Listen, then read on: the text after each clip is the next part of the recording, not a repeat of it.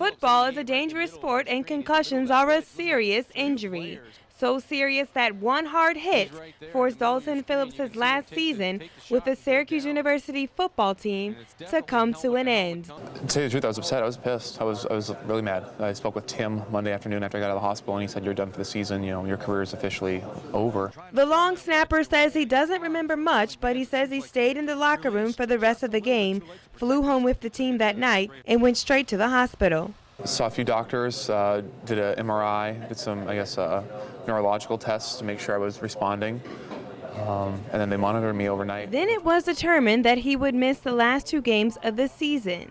But not playing on the field wasn't the only pain he felt. It's like your head was like pounding off. Just throbbing, pounding, and so like I said, I was sitting there with no TV, no lights, no noise, and just try to relax and be as easy as I could. Not only did one hit knock out his chances of playing on the football field again, it may also affect the score on his LSAT exam next week. Then I have an LSAT class on Mondays and Wednesdays, which I've had problems focusing for extended periods of time. Injuries like Phillips's have been in the news, especially at the professional level.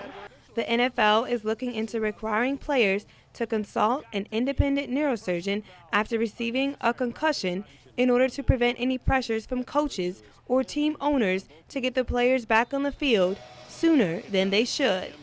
It has been suggested that college and high school football players should follow suit. But here at Syracuse University, Phillips and athletic trainer Timothy Neal say this isn't necessary. I believe that team physicians and athletic trainers are very, very capable of looking at concussions and making the right determination. The area where we really need to concentrate our care for concussions is at the high school level, where they don't have the athletic trainer present. They may not have the physician at the games. Obviously in the NFL, that's a big business, and so it very well could be if there's pressures internally.